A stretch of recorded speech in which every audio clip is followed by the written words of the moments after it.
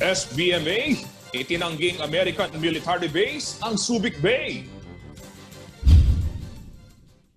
Master list ng health workers ng Pampanga nasa DOH na.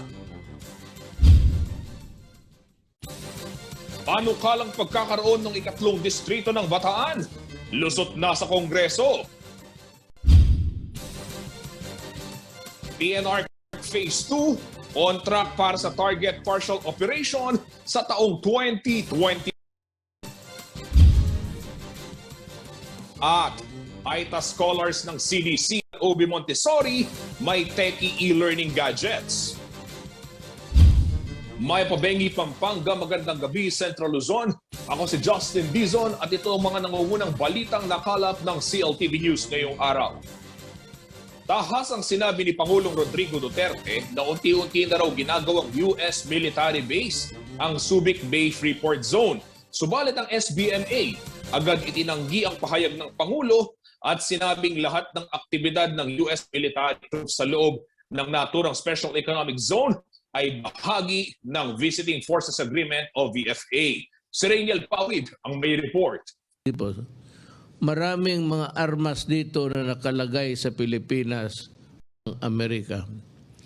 And do you know that they are slowly converting Subic into an American base? Yan ang naging pahayag ni Pangulong Duterte sa kanyang public address Lunes ng gabi. Subalit agad namang itinanggi ng Subic Bay Metropolitan Authority o SBMA na hindi nagiging US military base ang naturang Special Economic Zone. Sa isang statement na inilabas ni SBMA Administrator Wilma Isma, nilinaw niyang ang pagbisita ng US military ship sa Subic Bay Freeport Zone ay tumatagal lamang ng ilang araw at legal ito sa ilalim ng Visiting Forces Agreement o VFA. Kadalasan ay para lamang ito sa re-embarkation at disembarkation ng tropang militar kung may military exercises sa ilalim ng Visiting Forces Agreement.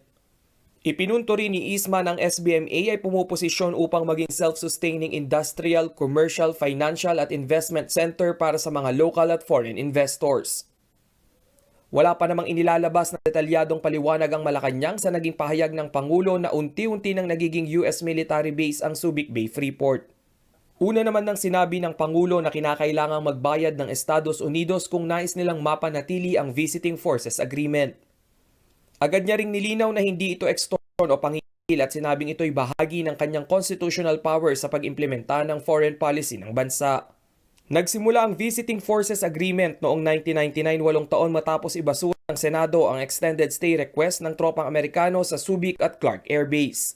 Rainiel Pawid, CLTV News.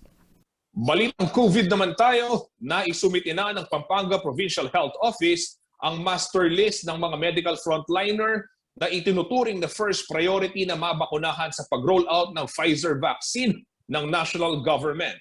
Ayon kay Dr. Jose Antonio J. Rivera, ang OIC ng PHO, isa sa mga pangunahing isinama sa listahan ay yung mga personnel na nakatalaga sa COVID-19 Center ng lalawigan ng Pampanga. Narito pong detalye ng balitang yan. Higit 30,000 medical ang nailagay sa master list ng Pampanga Provincial Health Office o PHO para sa first priority ng vaccination program ng national government.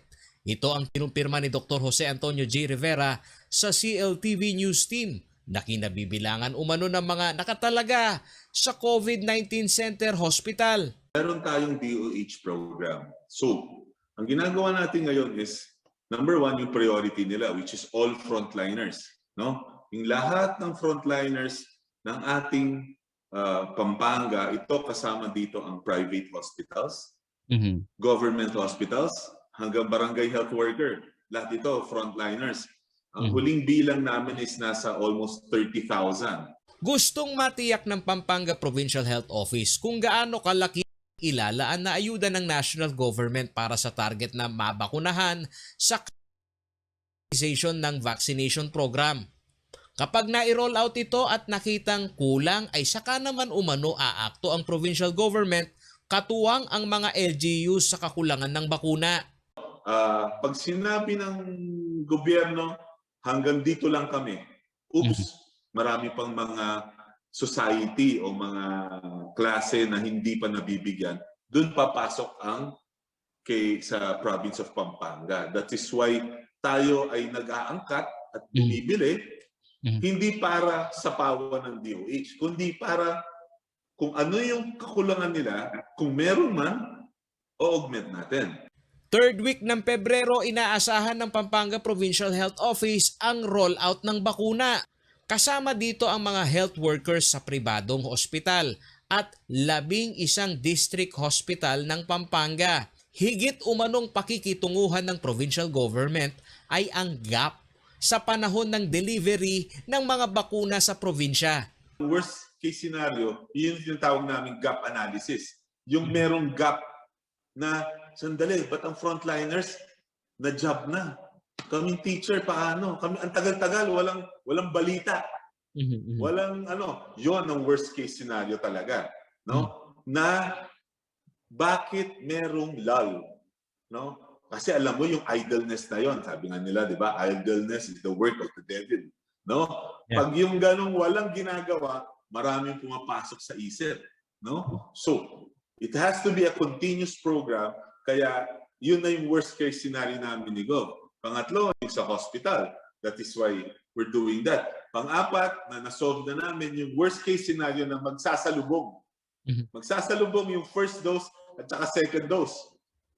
Paliwanag ni Rivera mula sa simulation process sa mga vaccination site na target ang 200 katao na nakaschedule na babakunahan kada araw ay kanilang pinaghahandaan. Maging ang proseso ng cold chain sa transportasyon hanggang sa pagdala ng bakuna sa mga vaccination cell ay kanilang inoobserbahan. Sa ngayon, ang kanila umanong plano ay hindi muna ito ilayo sa hospital facility lalo't inaasahan nila ang adverse reaction o komplikasyon na dapat ay kasama sa preparasyon ng pag-roll out ng bakuna. Paolo G. Santos, CLTV News. Mga karehiyon, usaping bakuna pa rin, ano? Pinuna ni Dr. Tony Leachon, dating National Task Force Consultant para sa COVID-19 ang IATF dahil sa mabagal na pag-roll out ng vaccination program ng national government sa mga rehiyon na higit umanong dapat buhusan ng atensyon sa pagbubukas ng ekonomiya. Hamon niya sa administrasyon, pahintulutan na gumawa ng hakbang ang mga lokal na pamahalaan na bumili ng sariling bakuna. Narito po ang detalye ng balitang yan. Hindi paborable si Dr. Tony Leachon, dating consultant ng IATF, sa suwestyon ng National Economic Development Authority o NEDA na isailalim sa Modified General Community Quarantine o MGCQ ang lahat ng rehiyon sa bansa. Ito'y dahil hanggang ngayon ay hindi pa nakikita kung paano ang rollout ng vaccination program ng gobyerno. Magbubukas tayo ng MGCQ, wala tayong bakuna. Tapos ang cases natin, medyo tumataas. Ang reproduction number natin tumataas. Eh dapat isipin natin muna yan. At ako, kung gagawin ng NEDA yan, eh may local government code naman eh. Kung ayaw ng Pampanga di ba na-overrule naman yan. Ayon kay Dr. Leachon, ang kanyang puna ay hindi lamang umano sarili niyang opinyon kundi sentimiento rin ito ng mga healthcare workers ng bansa. Ang pangamba nila ay baka magkasabay ang pag-roll out ng bakuna at pagtaas ng COVID-19 incidents dahil hindi patuluyang nawawala ang pakikitungo ng gobyerno sa local transmission ng coronavirus. Meron silang mga rules na nako-overrule ng presidente. Bigyan kita example, 5 na eh. Yung pag-reduce ng physical distancing from 1 meter, 0.75, 0.5. Naaralan mo yun? Ng DOTR. Tapos 2 beses gustong papuntahin sa mall yung mga bata sa pagmamadali. Tapos yung isa, yung cinema na dapat ang implementation kahapon. Daming umangal na ng mga mayor na ginawang march na, diba? Kasi alam nilang dangerous. Kasi wala pang bakuna eh. And yung COVID-19 vaccination will be the largest and the most complex public health effort in the history of the Philippines. Kung tutuusin umano ay maaari na sanang magsimula ang mga local government unit kung sila ay pahihintulutang mag-roll out na sa pagbili ng bakuna. At maaari naman umanong sumunod sa blueprint ng prioritization ng national government kung sino ang iuuna sa pila. Giit ni Lechon, sakaling mauna ang mga business district o economic zone sa vaccination program, ay higit na mabilis na makakabawi ang ekonomiya ng Pilipinas. Ang herd immunity ay yung 70% ng business natin at saka ng number of cases. Alam mo ba kung ano yon? NCR, Region 4A, at alam mo yung pangatlo, Region 3. Oh. Itong tatlong to ang nag-o-occupy ng business epicenter or financial capital. So dapat siyang unahin para mabuksan mo yung airports, mabuksan mo yung business establishment, mabuksan mo academic institution pag nabakunahan. Samantala, hindi naman sinagot ng mga dating kasamahan sa IATF ni Dr. Lechon ang kanyang puna at suwestyon sa mga ipinapanukala nito. Bagkus ang buwelta ng mga gabinete ng Pangulo. Ang tanong ko po kay Dr. Tony Leachon, Sir, the President has addressed your views. You are sour graping because he did not appoint you as Secretary of Health. Pasensyahan na lang po. Ang advice ko lang kay Dr. Lechon, hindi mo pinagbuti ang trabaho mo sa NTF at saka nakita natin na meron kang ulterior motive aside from serving our people, kaya tinanggal po namin kayo.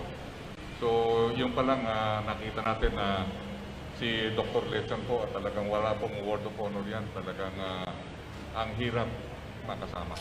Paolo G. Santos, CLTV News. Abangan sa aming pagbabalik. Panukalang pagkakaroon ng ikatlong distrito ng Bataan, lusot na sa Kongreso. PNR Clark Phase 2, on track para sa target partial operation sa taong 2022.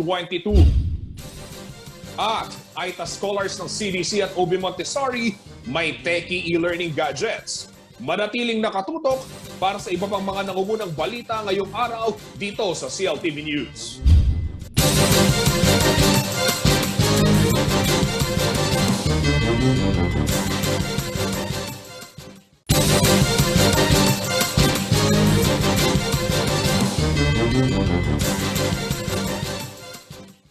At nagbabalik po ang CLTV News at sa iba pang mga nangungunang balita dito sa Central Luzon. Lusot na sa mababang kapulungan ang proposed bill kung saan magkakaroon ng ikatlong distrito ang lalawigan ng Bataan. Base sa 1986 apportionment of legislative district, maaari nang ibukod sa isang distrito ang mga munisipalidad at syudad na aabot sa 250 population benchmark. Si Reniel Pawid po ang may detalye ng balitang yan. Lusot na sa Kongreso ang isang panukalang batas na naglalayong magkaroon ng ikatlong distrito ang lalawigan ng Bataan. Sa botong 202 na ipasa sa lower chamber ang House Bill 8664 para sa 3rd Congressional seat ng probinsya. Sa ilalim ng panukala magiging sakop ng 1st District ang mga bayan ng Dinalupihan, Hermosa, Orani, Morong, Samar at Tabukay. Balanga City, Orion at Pilar naman ang bubuo sa 2nd District. Habang ang ikatlong distrito ay mapupunta sa Bagak, Limay at Mariveles. Ayon sa nagsulong ng batas sa si Bataan 2nd District Representative Jose Enrique Garcia III, umabot na ng higit 760 ang populasyon ng lalawigan. Kaya naman pasok na raw ang Bataan sa 250,000 population benchmark na basehan sa 1986 apportionment of legislative districts. Sa kasalukuyan, ang unang distrito ng Bataan ay kinakatawan ni Congresswoman Geraldine Roman at si Congressman Garcia ang sa 2nd Congressional District. Sa oras na makalusot sa Senado at aprubahan ng Pangulo ang panukalang batas, tatapusin pa rin ng dalawang mambabatas ang kanilang termino. Reniel Pawid, CLTV News.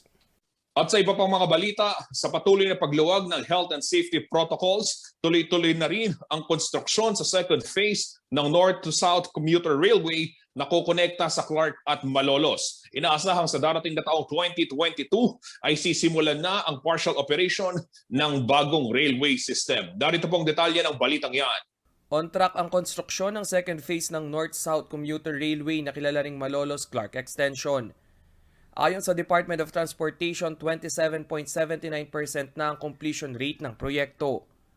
Ito'y may habang 54 na kilometro na kukonekta sa Malolos, Bulacan at Clark, Pampanga. Kabilang sa mga ongoing pre-construction activities ay ang site inspection sa Clark International Airport at Apalit Station na magkakaroon ng groundbreaking sa darating na Mayo. Sa oras na maging operational, magkakaroon din ng Airport Express service ang naturang train station. Ang dati-rating 2-hour drive mula Clark Airport patungong Makati City ay magiging 1 oras na lamang. Mayroon itong 37 stations na nakaposisyon sa 26 na local government units. Nakatakda namang makumpleto ang Phase 2 sa huling quarter ng 2024. Ang proyekto ay bahagi ng Build program ng pamahalaan. Ang North-South Commuter Railway Project ay may 488 billion pesos na pondo na inutang sa Asian Development Bank. Sa kabilang banda, 24,000 local construction jobs ang kinakailangan para sa 3 taon na pagbuo sa proyekto at 14,000 na trabaho naman na may kinalaman sa railway system. Rainiel Pawid, CLTV News. Susunod, Aita Scholar ng CDC at UB Montessori may techie e-learning gadgets. Yan at marami pang balita sa pagbabalik ng CLTV News.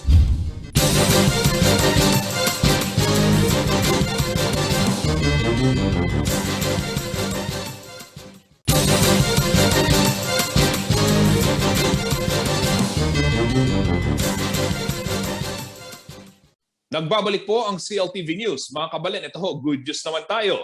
Namahagi po ng 60 e-learning tablets, 9 na TV monitors at broadband connection ang Converge ICT solution sa mga katutubong Aita na scholar ng Clark Development Corporation sa UB Montessori. Narito pong detalye ng balitang yan. Hindi mapipigilan ng pandemya ang tinaguriang centerpiece ng corporate responsibility ng Clark Development Corporation o CDC sa mga katutubo na iangat ang edukasyon ng mga iyon. Ayon kay dating chairperson ng CDC na ngayon chairperson ng leader ng internet provider sa bansa o ng Converge ICT Solution Incorporated, hindi dapat maihihinto ang nasimulan na nila noon na pagbigay ng suporta sa basic education ng mga kabataang katutubo. There is a lot of things you miss because yung una, yung interaction among the kids, competition, intramurals, wala na, you cannot have that online. And some of the activities, you're limited to just modules and so on. But at least we are able to sustain the learning process. Ang masama lang is ma-interrupt. Ayon kay De Jesus, umaasa siya sa bagong liderato ng CDC na magpapatuloy ang ganitong corporate responsibility. Ang Family Care Center Campus na pinangangasiwaan ng UB Montessori sa Clark Freeport Zone ay suportado umano ng Department of Education para sa mga kabataang katutubo. Tinignan namin yung statistics nitong mga katutubo. Ang dropout rate sa schooling is very, very high. Very few survive grade 7, fewer still survive high school, and very, very, very few ever get to college. No? And from my earlier studies, yung preschool preparation is very important. Ayon naman kay Converge CEO Dennis Uy, hindi bago sa kanilang advokasya na mag-invest sa larangan ng edukasyon. Ang linya ng information technology na sumasabay sa economic growth ng isang rehiyon ay wala umanong dapat lampasan, lalo na ang mga katutubong malapit lamang sa economic zone dito sa Central Luzon. It's part of talaga, CSR. In fact, not only the katutubo, in fact, Converge is looking focus on uplift the education, not just in this area, nationwide, no, using the technology. Pretty soon we have signed some more with DepEd to able give digital highway and digital broadband to the public school students. Inusisa naman namin kung paano magagamit ang mga ibinigay na learning tablets kung walang internet connection sa mga tirahan ng katutubo. Sagot ng may-ari ng Converge. We will make sure the fiber will reach there. So that's our commitment. Yeah. 6 na pong learning tablets, 9 na TV monitor at broadband connection ang ipinagkaloob ng Converge. Umpisa pa lamang umano ito sa kanilang programa na kahit may pandemya, ang programa para sa mga scholarship ng katutubo ay hindi mahihinto. Samantala, abot-abot naman ang pasasalamat ng mga magulang ng iskolar ng mga katutubo. Malaking bagay umano ang mga learning gadgets na bukod sa modular learning system na ginagamit ng OB Montessori, tiyak umanong malaking tulong ito sa pag-aaral ng kanilang mga anak. Ito po sa binigay nila, malaking tulong po yun sa amin. Sana po, marami pa po silang matulungan kagaya namin. Makakatulong po yung tablet po dahil po yung mga bata po, mapapanood po nila din yung mga pag-aaralan po nila. Paulo G. Santos, CLTV News. Para naman king katamong atin kaming kay Kabalen, balo yun naman po pag masusyan tayo ngayon bulan, ing Arts Month, ngayon pong Pebrero yan. At di na lapong pamikatagon din kapampangan artist, ami patindayag ing karelang mga santing obra kapamilatan na po nga meto nga exhibit, sandang sibol ning kalalangan. Mayakit siya po iti king Mabalacat City College. Ingaliwa pa pong detalye, king storya ng Jenna Lumbang Parungaw. Ngayon Pebrero pag masusya niyang Arts Month, inya naman din kapampangan artist, semantalanan dahing pamikatagon bang mi patindayag ing karelang obra, ang malwat muring mi sa likod paulining pandemya. Mabilog at 2020, ala ka nung mera patananumang arts exhibit. Ngayon namuking pamiyadwang ang dareng Kabalan artist, ang poing Mabalacat City College. Akasabi mi Ma'am Mitch, sinabi na, dito na lang kayo. Kanya kanitang, sabi nang yan, actually dapat itang sibol ning kalalangan, limala mo talaga ring agkat ko Banta mo, midina niya mo ing National Arts Month. O ning kanitang sinabi ng kanakong, ay gawin natin bongga to, gawin natin maganda to. Anya yung milyari, miracle ding artist, yako namin mig-limit. Mi buklatsing exhibit anyang February 9 ang gaya king 26. Adwalang pulong kapampangan artist deng meglual obra na atsukeng 40 piraso, ating painting, sculpture at aliwa pang visual arts. Dengakit na ka rin, aliwa-liwa lang gawa. Kasi alata naman team kening gawa ko, uling first time yapin natin makanyang keni. Mo metong ingakit da. Kumbaga nung akit bala mo mamasyal laki metong gallery na sapak aliwa-liwa ya burisabyad, aliwa-liwa la ring akit da. King kasalungsungan, tutukan nung masakit lakabilyan ding dakala artist, ama kasandal, ing kabiyayan karelang obra. Inya maragul ka nung south na midenan lang venue bang kanita, mo ma-appreciate ing karelang gawa, nunay makapisalila mo naman. Mamiyaya pong motivation kay metong artist na mas lalo kanitang pandemic, naman po kasi aganaganang artist talagang magobra. Kumbaga, karinla mo po manakitan. Pero rin pong magobra na ilan mo po rin panakitan da, sa benta mo po, keng kilob na ning 1 year, ala naman pong may gawang exhibit, anya kung tutusin, daranop laro.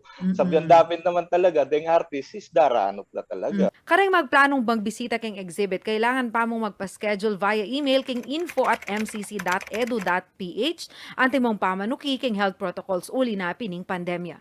Para king alwa pang detalye tungkol keng sibol ning kalalangan exhibit, malbe kayong ating kaming king Webis alas 8 ning bengi. Live king CLTV 36 Facebook page, ampo king CLTV Channel 36. Jenna Lumbang Parungaw, CLTV News. Ayan Kabalen, nung bisa ko pong mamasyal atin la pong Google form registration. Mag-register kayo mo po at bayong akit detang mga santing obra da rin katamong Kabaleng artist. Mga karihyon, bago tayo magtapos, narito po ang ating komentaryo. Maugong ho itong naging panawagan nga ni Dr. Tony Lechon, isang health reform advocate at isang dating consultant ng National Task Force kontra COVID-19 sa national government, na magkaroon ng isang malinaw na programa kaugnay doon sa pagbili ng bakuna.